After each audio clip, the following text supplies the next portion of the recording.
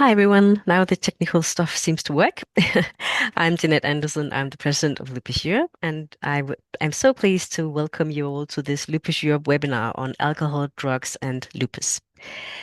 As a short introduction, uh, I'm going to tell you a bit about why we have this webinar. We all know that living with lupus means navigating real life, not just medical advice on paper.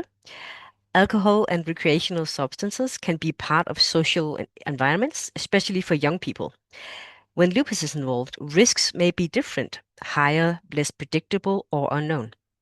So this webinar exists to have an honest, evidence-based conversation without judgment. We hope to improve information on this topic and to hopefully help people feel more able to talk more openly about these topics with their physicians. So, what is this webinar and what is it not? This webinar is meant to be informational, honest, and grounded in evidence. This webinar is not meant to be medical advice for individual people. It's not meant to be a replacement for conversations with your healthcare team. It's not meant to be a space for judgment. So any questions are allowed here. We will ask them openly and freely, but please remember to also discuss any topic on any one of these topics with your healthcare team. So before we begin, I have to say Lupus Europe does not endorse the use of illegal substances. Laws around alcohol and recreational drugs vary across countries. Young people or people in general may sometimes make choices without having valid information, and we want to avoid that. Fear of judgment can stop honest conversations with doctors, so lack of discussion increases the risk.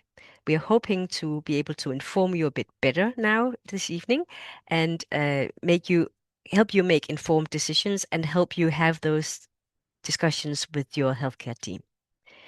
So, we are so lucky that we have a very active and vibrant youth group in Lupus Europe.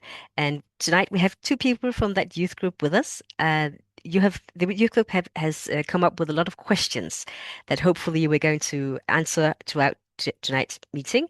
Dr. Luca Moroni, who's also here, is going to help us. I will go further into that in a bit.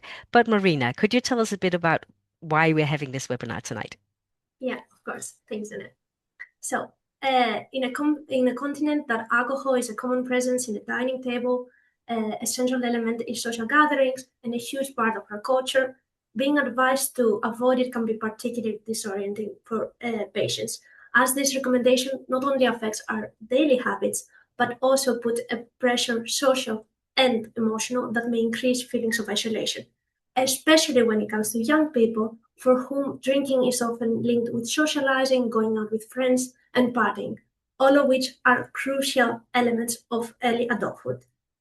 Yet, despite all of this, most reliable medical and patient focused resources uh, tend to reduce this complex issue to a simple don't do it, a message that is, of course, rooted in safety, but offers little space to acknowledge real life context, which is why, given alcohol's significant role, we believe it deserves a more thoughtful discussion. Thank you so much. Yes, exactly. You are right. And let's help solve that issue. Uh, Tonight, we also have, as I mentioned, Dr. Luca Moroni with us.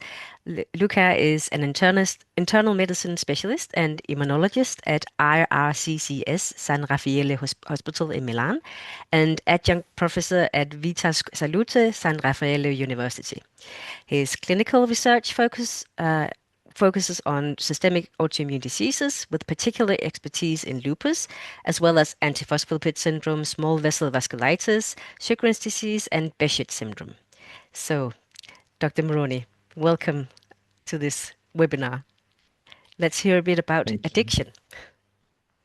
Thank you. Thank you so much, Jeanette. Let me say that I'm so pleased and so honored to be here tonight with you. I'm really happy to share with you some meaningful insight about this topic, which is, I think, one of the most overlooked in the life of especially young people living with a chronic disease like lupus. Um, I just want to say one thing to introduce the topic that sharing with my first image,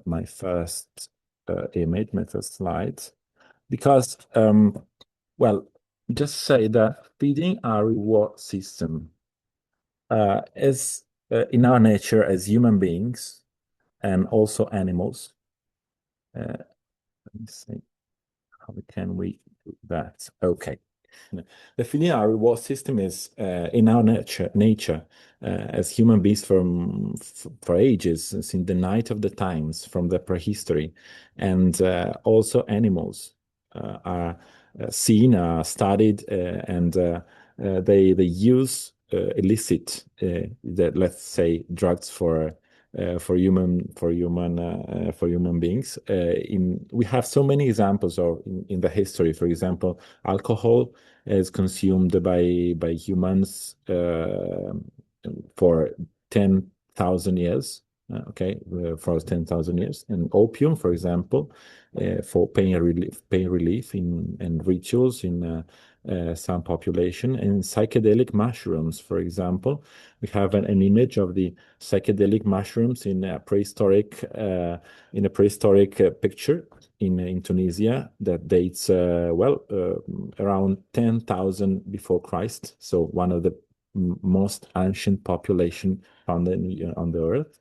And look at this warrior hanging those mushrooms that are identified as psilocybe, which are hallucinogen mushrooms. So it's a very, very, very ancient tradition in the human history. And also in the animal kingdom, we have so many examples of the use of alcohol. For example, in primates, they consume fermented fruit, for example, and they expose themselves to ethanol.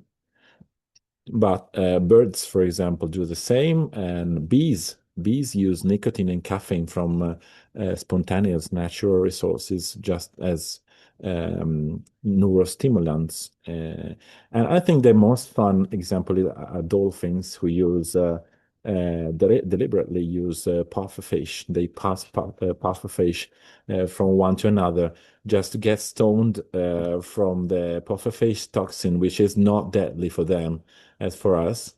And well, just to say that if you use an addiction substance, well, we do not endorse, of course, the use of addiction substance, and then they can be poisonous, but the poison is made from the dose, okay? And well, most important is there is not something wrong with you because it's in your nature. So starting from that, we can start the discussion about, I think, alcohol and other substances. Exactly. Let's go from stoned dolphins to lupus and alcohol. Marina, you have some questions. Yeah. So, does drinking alcohol affect people with lupus differently than people who don't have lupus? And if so, in what ways does it affect lupus? Well, the answer is yes, in a way. Alcohol is not uniquely toxic in lupus by default. Of course, can actually change the risk benefit because many patients have organ vulnerabilities, for example, liver, brain, kidney, cardiovascular system, and so on, and take multiple medication with interaction potential. So yes, we can start a discussion and set the discussion into these three chapters. So interaction potential, organ vulnerability, and lupus specific manifestation and a symptom perspective. Some epidemiological studies on developing SLE suggest a light to moderate alcohol intake is not associated with higher SLE risk, and sometimes shows inverse association. So it seems protective with respect to the risk of developing SLE, but that is about the risk of developing the disease. It does not automatically translate into alcohol is good for people with lupus. Okay. Well, I can share the slide too if you want, just to say that. And maybe while you get the slide up, we can say that, Yeah. of course, questions are welcome, both in this Okay. meeting room and also on Facebook Live. So you have any questions, just type it into the comments section of Facebook Live, and we will be able to raise your question here. Okay, thank you. Yes. Well, there are three chapters, as I said. So symptoms perspective, with fatigue, brain fog, mood, and sleep that can actually be worsened by alcohol. Argon and function vulnerabilities. So people who display these organ vulnerabilities can be at higher risk, actually, of suffering from alcohol impact with respect to other ones. And interaction potential, but I think that we'll talk about interaction potential subsequently. So let's explore it in a while. All right. So do you believe is alcohol okay when we're having a flare? And how much is usually okay when we're feeling well? Is it possible that even small amounts of alcohol could make my lupus symptoms like tiredness or breakdown more intense? I mean, you talked a bit about them. Well, there are no SLE lupus specific randomized trials on that, defining a universal safe dose of alcohol during a flare. So decisions are usually individualized. Well, during a flare, many clinicians advise reducing or avoiding alcohol, mainly because flare often involve treatment escalation, and whereas sleep and fatigue, which alcohol can aggravate in the general population, not only in lupus, but if you already have fatigue, you have high steroids and so on, that can be actually a problem. When the disease is stable, many people can tolerate alcohol, and a responsible reference point is staying within the general low-risk drinking guidance using the public health frameworks by the WHO, while tracking personal system response. So, for example, if you stay, I can share the guidelines if you want. But if you stay in these guidelines and you have not so many symptoms, not sure. If you have not so many symptoms, I think that it's okay for you.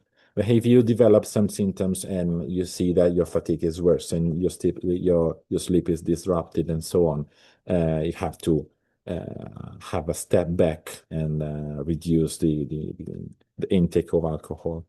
For WHO, there is actually no a safe amount of alcohol for your health, but it's mainly with respect to the cancer risk, because as you say, alcohol is also a group 1 carcinogen, some as tobacco, for example.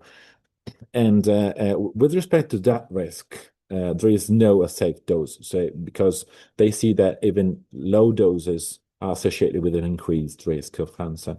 But if you talk about acceptable risk, so risk of cancer is very, very hard to handle because cancer is very frequent. So in the huge number of patients, it's very difficult to say actually if one substance is impacting in a hard way to the patient's risk. Within the acceptable risk with respect to cardiovascular, liver toxicity, and so on. Definition of low risk amount is for men, typically 1 or 2 standard drinks or less per day. And for women, a little bit less because women have less metabolic capacity. So typically 1 standard drink or less per day. Well, uh, with a Q, it's recommended to have 2 or 3 alcohol-free days per week to avoid this dependency. So the guideline is please don't drink every day.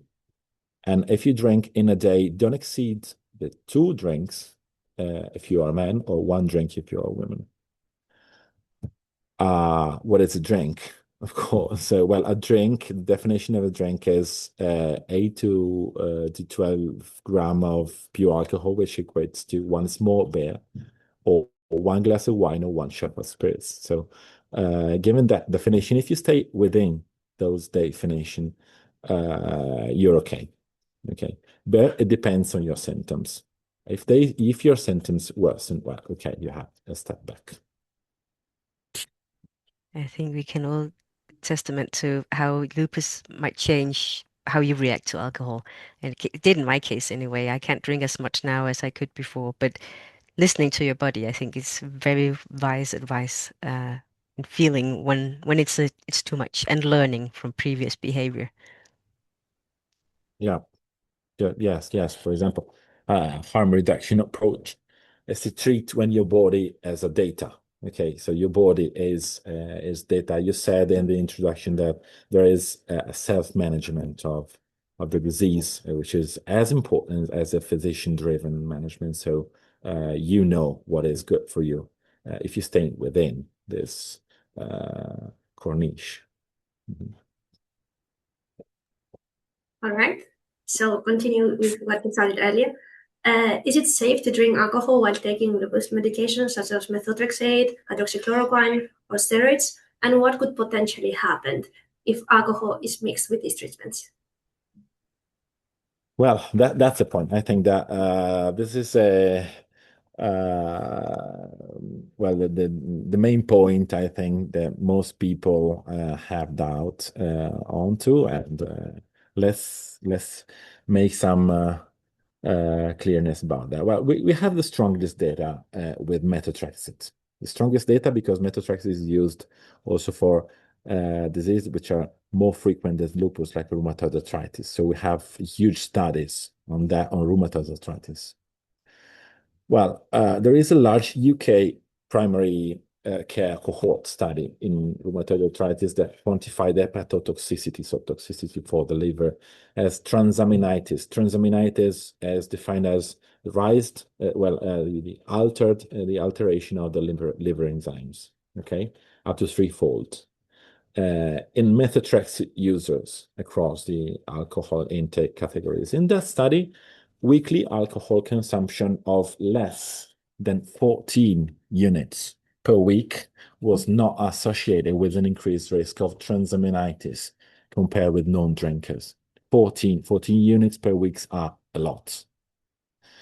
But in the same study, the risk rose with higher intake, becoming clearly increased at 21 units per week. And 21 units per week are really a lot for everyone, not only for methotrexate taking people. So,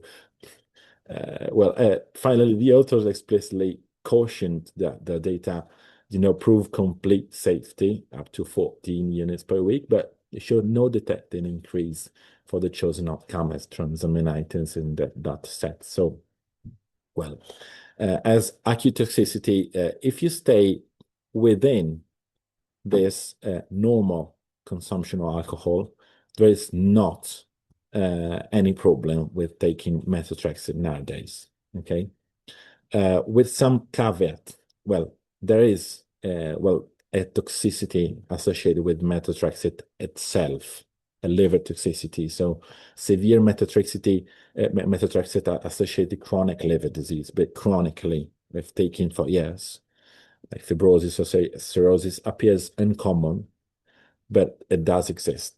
Okay, so it's not, we cannot say that it will be safe for everyone, but maybe it can be a good trade-off if you stay with that and you take methotrexate because furthermore, with methotrexate and also with other immunosuppressants, you have your liver enzyme checked every 2 or 3 months. So there is like a context of super safety, a super check that makes quite safe to say that you can drink. Okay. Can I ask There are a other problems. Yeah. Okay. No, go ahead. Go ahead. Maybe you were going to answer my No, question. well, just to say there is not only the liver toxicity, but there is also a symptom-driven perspective also in That was my question. taking medication. Because, for example, methotrexate can cause nausea. And what is the evidence says that if you take methotrexate together with alcohol, the risk of nausea and vomiting and GI symptom is really, really higher. So if you experience nausea with methotrexate, maybe it's not a good idea to take alcohol the day of the injection or the day after. But you can try, okay, with small amounts, and again, rely on your body as a data set to do that. Okay. That was exactly my question because that's what Yeah, we hear I often, right? anticipated your question. Yeah, that especially I think young people sometimes have to plan when they take their methotrexate according to when they have a party or when they know they're going to drink a bit of alcohol. Then it's always a good idea to plan ahead and see, okay, Yeah. maybe I should move my methotrexate just a bit this week. Yes, just a bit, just a bit. But we'll talk about that Yeah, it needs to be regular. after. Yeah. But yeah. So, well, there is not accurate to say zero severe outcomes exist because stress-related advanced liver disease and even transplantation have been reported, but they are very, very rare. So, different patient resources vary how strict they are. Some advocate abstinence, total abstinence on methotrexate. They reflect the risk aversion rather than a single definitive data set providing catastrophic risk and low consumption. So more risk aversion than evidence-based data. Okay. Talking about other drugs like hydroxychloroquine is not typically framed as a major alcohol interaction drug. So for many patients, the limiting factor is usually other concurrent medication and symptom effects rather than hydroxychloroquine itself. But for one thing, the risk of hypoglycemia.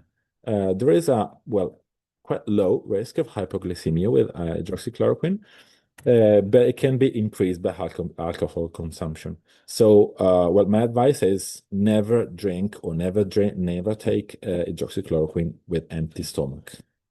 Okay, just to counterbalance the risk of hypoglycemia. Uh, Corticosteroids. Alcohol isn't automatically contraindicated with steroids, but both can worsen sleep, can worsen mood sometimes for some people, and both can contribute to GI, gastrointestinal irritation. So combined use can increase side effect burden. So practically, again, a symptom-driven interaction should be checked with an individual basis. Okay, I think.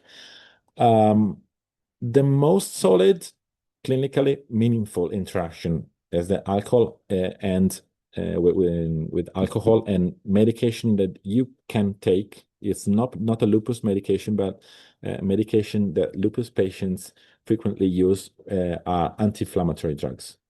Okay, anti-inflammatory drugs and alcohol actually increase and a lot the risk of upper GI bleeding. So studies show the risk is higher when both exposure occur together, especially with heavier alcohol intake or continuous treatment with non-steroidal anti-inflammatory drugs. So my advice is to avoid combine that, and if you need to take a proton pump inhibitor.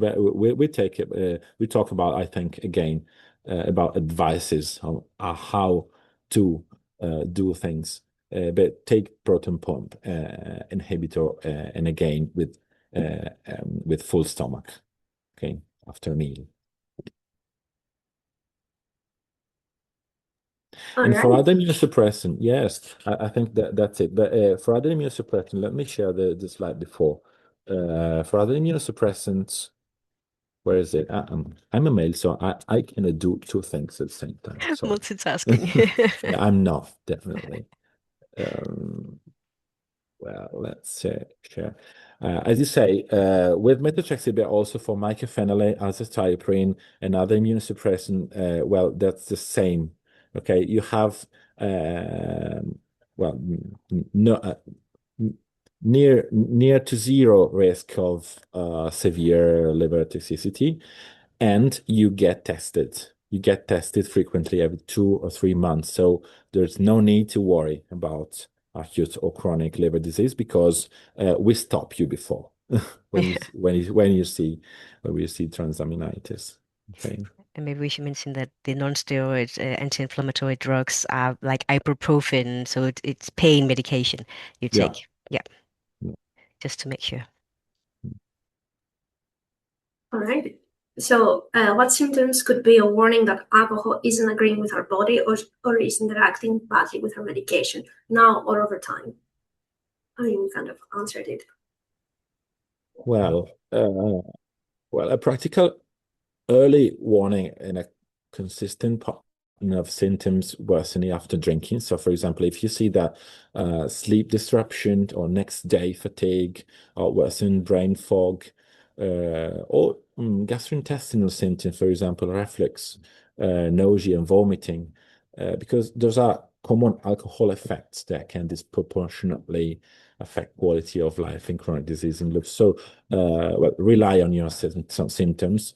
Focus on the stomach and GI symptoms, gastrointestinal symptoms, and brain symptoms. Okay, so brain fog, sleep disruption, and fatigue. Okay, warning signs for possible gastrointestinal injury, serious injury, particularly relevant if you use non-steroid anti-inflammatory drugs or steroids, include black stools. Okay, vomiting blood, of course, and severe persistent abdominal pain because NSAIDs with alcohol together increase the risk. On the contrary, we don't need warning signs for clinically significant liver injury because mild liver injury can be caught easily by routine lab monitoring, as I said before. So ages before it becomes clinically relevant. So you don't need to look for liver toxicity symptoms. And last question. How should I manage my medication schedule if I'd like to enjoy a drink once in a while? Well, as I mentioned before, a harm reduction approach starts with not compensated by skipping medications. So please don't skip medication because you have to drink. Instead, if you want, drink together with medication, but don't skip medication. Because missed disease control therapy can create a bigger problem, a bigger risk than a small amount of alcohol for many patients, even together with medication. So if you take methotrexate, for example, the best quantified evidence, we said that 14 units. If you stay within the 14 units, you can get methotrexate. If you have a party, yes, you can postpone of a few days, but not more, not quit the medication for that dose because it can be worse than drinking with together with the medication. Well, we talked about the transaminitis. Well, my advice with NSAIDs, so painkillers, is try not to combine with alcohol, but if you need to, take a proton pump inhibitor, and which is another drug that prevents you gastritis and ulcer and GI bleeding. Well, with hydroxychloroquine, no alcohol with empty stomach. Well, never alcohol with empty stomach because, well, it must be bad for you. Doesn't feel good either. And yes, it even don't feel good at all. And well, finally, I think don't be afraid to share this question with your treating physician because it's part of medical counseling, and there is nothing to be ashamed of.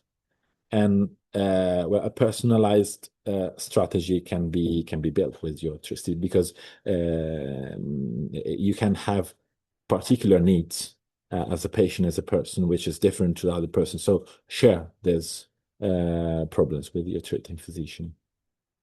Yeah. It's very good finish to that topic. And I just want to mention a funny story of funny. After my diagnosis, I was diagnosed in August, and in December we always have Christmas parties in Denmark where we drink a lot. So at the end of my first consultation, after being, had been out of hospital for some months, and everything was fine. I was on stable medication. He asked, "So, isn't there something you want to ask me?" And I was like, no, I didn't really think of anything. And I said, what about drinking? Aren't you wondering if you're allowed to drink during those Christmas parties? And I hadn't even considered it. But my physician, he's really amazing. And that he asked me that was really, oh, thought-provoking. And he said, well, you can at moderate doses, but you can. So it was nice to have his allowance to do it. But that's exactly what we wish for, right? A non-judgmental physician who will tell things as they are and actually bring this up before it becomes relevant. But I think this is a really not everyone is lucky enough to have a physician who does that, and that's why we need to be brave and bring it up ourselves. If we have questions, bring it up. They might not be able to answer right away, but they will definitely be able to find answers for you. Yeah. So, always important to discuss everything with your physician. Thank you, Marina, for the first topic. So that was alcohol. And now we're going to move into the recreational drugs and lupus with Rita. So first of all, again, just to say, Lupus Europe does not endorse the illegal use of illegal substances. However, some patients encounter these substances, and the goal of the youth group and Dr. Luca Moroni today is to offer honest, evidence-based, non-judgmental information so you can make informed choices while managing your lupus. Now, Rita, you also have some questions, right? Right. So to quick start this section, we will touch on the recreational drugs. And you know that in some European countries, substances like cannabis are legal or decriminalized, while in others remain still illegal. But legality doesn't always mean that it's safe, especially with people living with lupus and have these complex treatments and have predictable flares. So, recreational drugs and misuse medications can interact with treatments, affect mental health, or even trigger flares. And at the same time, some people explore options like medical cannabis to manage pain or sleep problems. So, we have different avenues here to explore.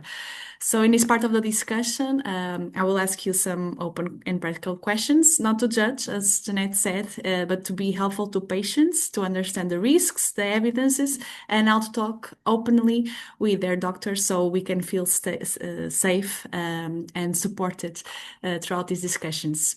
So, my first question would be that are there any specific recreational drugs like cannabis, cocaine, or MDMA that could seriously harm my health or trigger a lupus flare?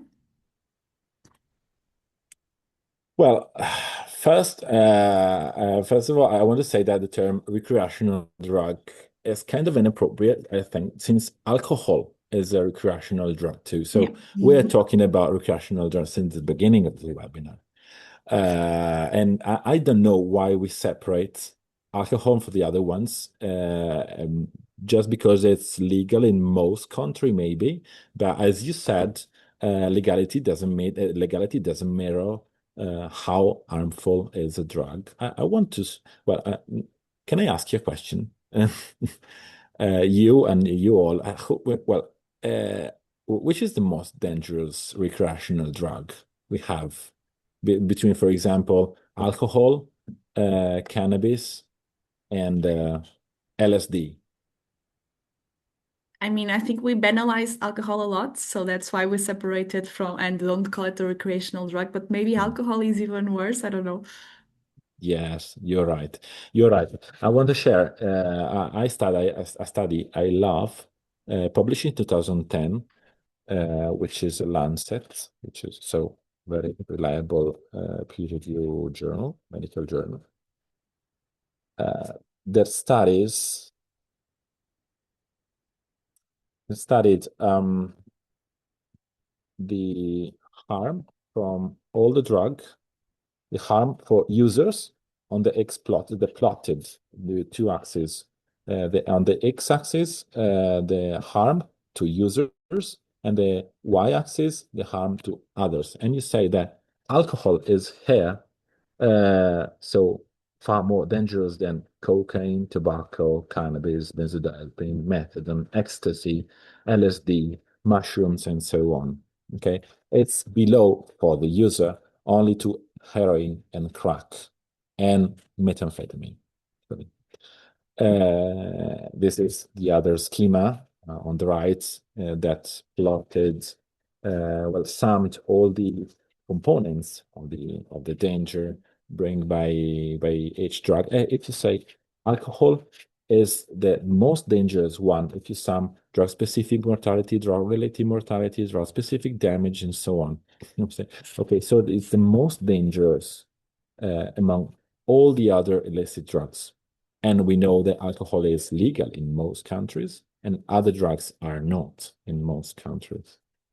So, well, first message, don't rely on legality to say if a drug is dangerous or not. Well, I can interrupt sharing this. The most evidence-based way to discuss is, I think, separating each drug would be very, very long. So I took only the three you mentioned, like cocaine, MDMA, and cannabis. Well, cocaine is strongly linked to cardiovascular and cerebrovascular accidents. So it matters because in lupus, you have already an increased cardiovascular risk. So, well, cocaine is bad. It's actually bad for lupus. I'm sorry to say that cocaine is bad to you, and please don't use it. It's very straightforward. Yeah. Because of that, because of the high cardiovascular risk that carries, and it's not acceptable for lupus patients. Well, it's not acceptable for everyone, I think, because cocaine, it can be very, very unpredictable, but for lupus in a particular way. There is another risk, a major real-world additional risk. There's levamisole adulterated cocaine, because not always you find the pure drug, but you have adulterated drug. And with adulteration, other risk can add over. Levamisole in particular is associated with autoimmune manifestation, autoimmune vasculitis that's particularly bad if you already have an autoimmune disease. So, well, cocaine, choose another drug. Simply choose another one. Talking about MDMA, well, it's relatively safe, although it carries a well-documented risk of dehydration, hypothermia, and dehydration. So, well, there is not so many difference with the general population, but lupus patients that already have a renal involvement should stay. Sorry, you can hear me? Yes, we hear you. Okay, yeah. If you already have a renal involvement, you should be particularly aware of that, and hydrate yourself while using it, and check with your doctor if it's the case in that particular moment, in this particular time of the disease, to have also a drug like that. And Cannabis. the drinking you do is water, right? And not alcohol. Yeah, water. Yeah, water, of course.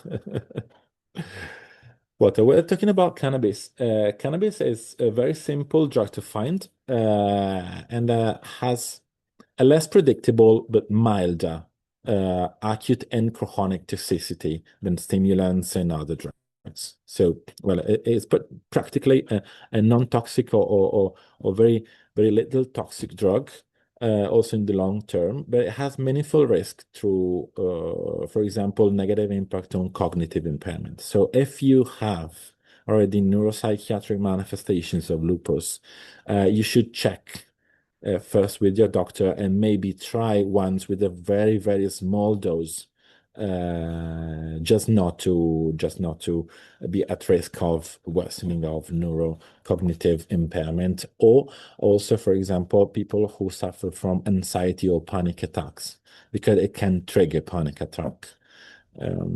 There is actually a risk for respiratory system if you smoke it. Okay, so if you have a lung involvement, beware that if you smoke tobacco with cannabis, you can add a risk to your disease.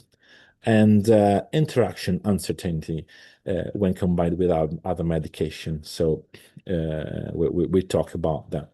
We'll talk about, I think, afterwards about interaction with medications. Yeah, so taking a little bit deeper in the cannabis, because maybe it's one of the most common ones.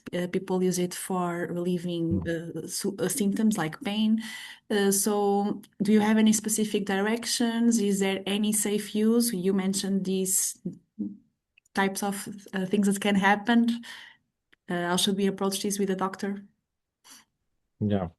But of course, lupus-specific clinical trials don't exist for cannabis and cannabinoids, are very limited. So we do not have high-grade, high-quality evidence information on that.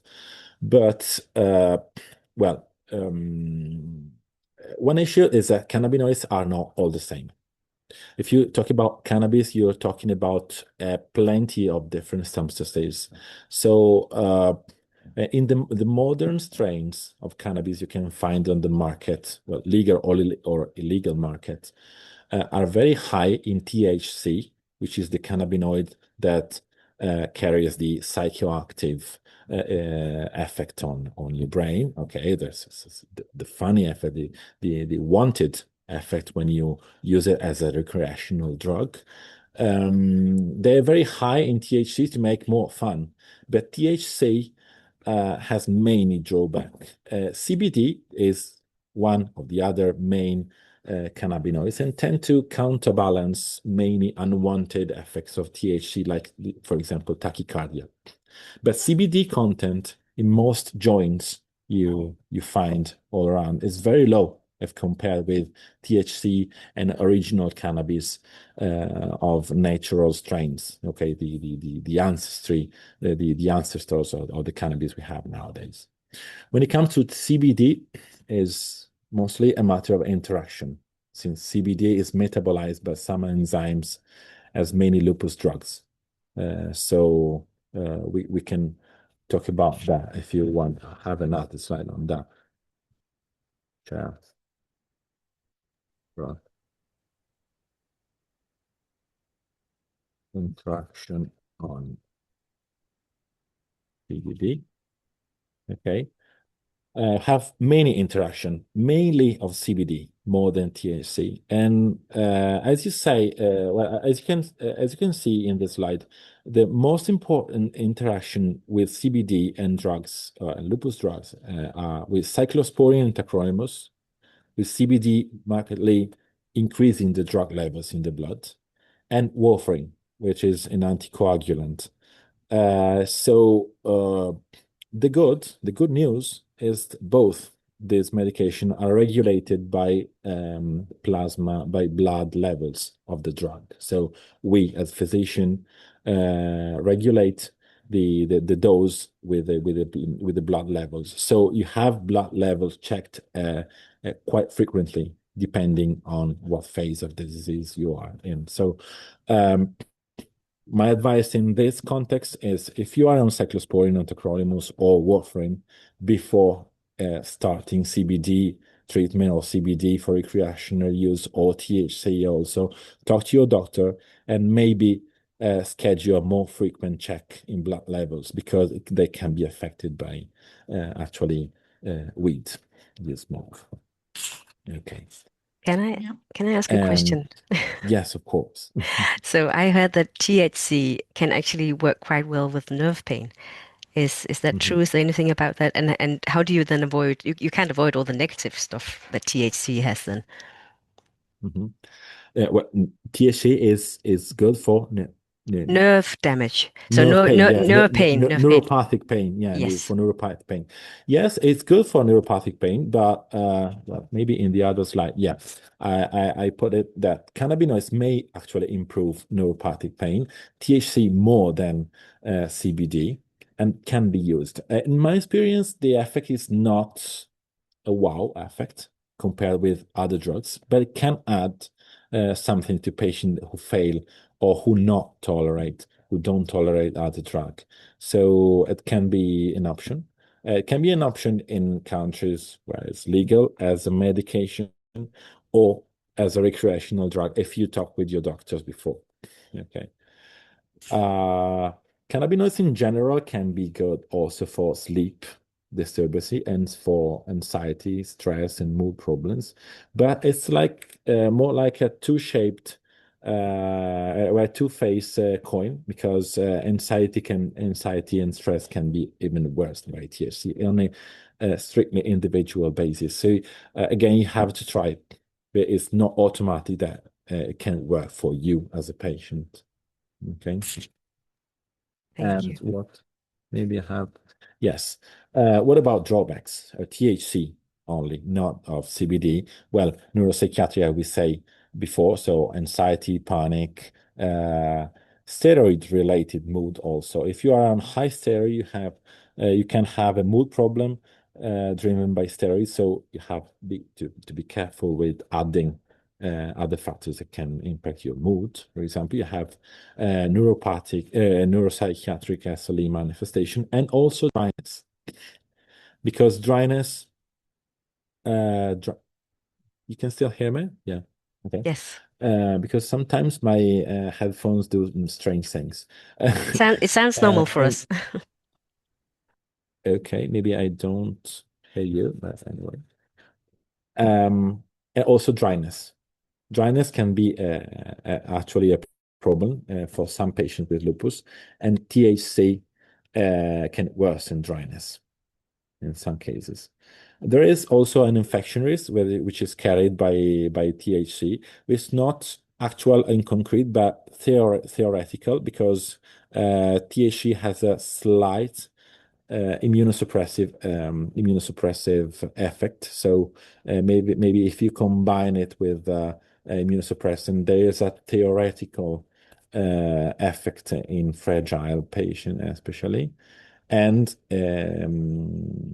finally, well, cardiovascular again. So if you already have a cardiovascular disease or cardiovascular manifestation or lupus or cardiovascular comorbidity, you have to take care because tachycardia or transient rise in blood pressure can be effects of THC as well, especially relevant in people with antiphospholipid antibodies. Thank you, Dr. Luca, for the quite well put interaction board. And so now, still on chronic pain management. I think I cannot hear you anymore. Well, wait. Can you hear me now? Shall I speak? Can you hear me? No, wait. Technical difficulties. This might actually be good timing because once Luca comes back, we have a couple of Maybe. questions from Facebook. Oh, great. Yeah. Okay. Should we do Yes. them the questions now, or should? I think we should because we only have Yeah. 10 minutes left. So yes, Yeah. the Susan Okay. wants some Yes, please. questions. Yes, please. So from Facebook, should I say? Yes. Yes, Okay. go ahead. We've got Ricky who is asking, many lupus patients have APS as well. Are there any other considerations we need to consider about alcohol? So APS patients, any other considerations about alcohol? Well, about alcohol and APS. Yes, exactly. So Well, lupus alcohol patients and with APS.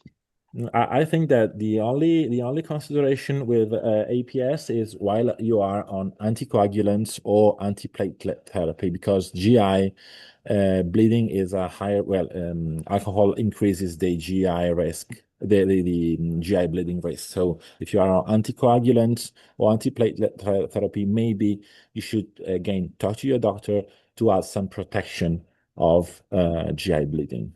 Thank you very much. And we also have a comment which might be important to read. So Miglena said, I would like to tell to a young person with lupus that if their friends that make them feel uncomfortable because they don't drink or eat certain foods or have gained weight or made choices for their life, those people are not their friends. Young people have to make an informed decision and stand by it. They don't owe an explanation to anybody. Being alive and feeling okay in your skin is more important. So that's a comment rather than a question, but it's a nice comment. So. Thank you, Miglena. That's a really good comment. Yeah. And that's it for now. So. Oh, good. Okay, great. I think we will touch a little bit if we have time for a question surrounding this area. But maybe to conclude this section, I will ask you a question on both alcohol and drugs. That we now find that alcohol is also a recreational drug. But if there is anything that you can help us to better communicate, maybe Dr. Yeah, I think you have to wait. Yeah.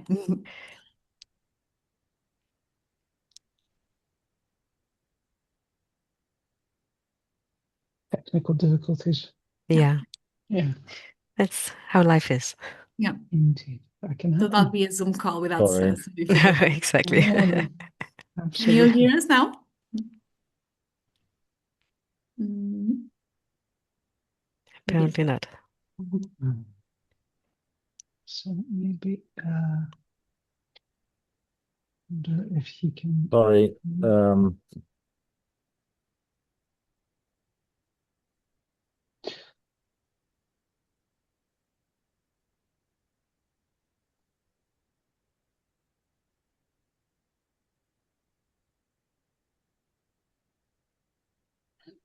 Can you hear me? Yes. Yeah. Yes. Yeah. Okay. Sorry, but my headphones decided to stop working. Sorry. Yeah, It's we okay. hear you clearly, so that's fine.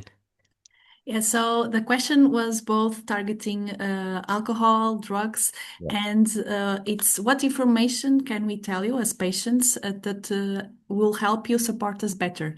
So how can you make this to feel more comfortable without sharing with any guilt or embarrassment in a doctor appointment, for instance?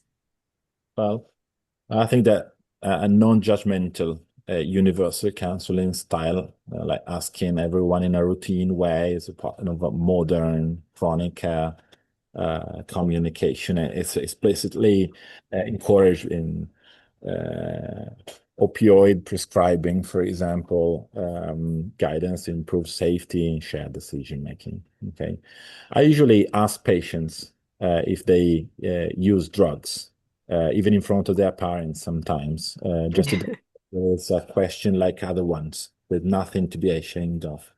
Patients, well, I think they can be reassured that the goal is a safety plan, labs, interaction checks, harm reduction strategy, not punishment, or many systems explicitly, aim to improve clinician-patient communication about the risk and benefits. Wow, your patients are lucky. Sure. And you can even target your exams analysis based on that, and it will improve for sure the follow-up. So, Jeanette, I don't know if you have time for some questions, Yes, I think we should continue just for a bit. Since we had the technical difficulties, let's move on to the next session, which is on staying healthy and getting support, which I think is very important as well. Marina, you are going to lead us into this? Yeah, thanks, Jeanette. So, living with lupus means making daily choices that affect both our body and mental well-being. Medication already puts stress on our system, so how we cope with pain, anxiety, sleep problems, stress, and social pressure really matters. This part of the discussion focuses on safe, realistic ways to cope without shame or judgment. We'll talk about healthier alternatives, how to handle social situations, and what support looks like when lupus and substance use overlap, whether it existed before diagnosis or developed as a way to cope. So, starting with the questions. What are safer ways to manage anxiety, sleep problems, or chronic pain without relying on alcohol or sedatives? Are there coping strategies or calming techniques that can help us feel better? Well, for chronic pain and distress, high quality guidelines encourage non-pharmacologic approaches. For example, exercise, physical therapy, cognitive behavioral therapy-based strategy, mindfulness as core tools because they reduce risk and can improve actually the function. Sleep-focused behavioral strategies, regular schedule, for example, stimulus control, CBT, again, principles are widely recommended in insomnia care and avoid drug-alcohol interaction risk. If medication is needed, the key harm reduction move is to avoid mixing sedative with alcohol or opioids with sedatives and so on, because combined central nervous system depression increases and serious harm risk. You're muted, Rita. Yeah, now it was my time. So if alcohol and sedatives are actually already a way to cope, how can we safely reduce and stop using them, for instance? Well, medical guidance commonly recommends tapering rather than abrupt discontinuation especially for long-term sedative use, because withdrawal risk can be clinically significant. So taper that before stopping. For heavy alcohol use, supervised withdrawal may be appropriate for safety in some cases, and harm reduction framing focuses on matching intensity of support the severity of use. So if you're heavy alcohol user, seek advice with a professional supervision of withdrawal. A practical clinician role is to offer options, of course. So brief intervention versus therapy, addiction medicine referral, and coordinate with rheumatology, of course, so the lupus stability is protected during the behavioral change. Most importantly, speak with a physician about it. Among physicians. Yeah. So how can we handle social situations where alcohol or drugs are around, especially when there's pressure to join in? Well, my advice is set your own goals, like abstinence, total abstinence, or moderation, or not tonight, maybe tomorrow. Okay, and use practical strategies like mocktails. If you are, for example, you know what mocktails are, alcoholic mocktails. Pacing, hydration, avoid binge drinking. Rather than all or nothing rules. Okay, there is the 1-2-3 rule. If you know the 1-2-3 rule of the drink, for limit 1 drink per hour, 2 drinks per occasion, and 3 drinks per day, which is a lot, of course, but not every day. Another tool, for example, to me is drink spaces, to make space between one drinks and another.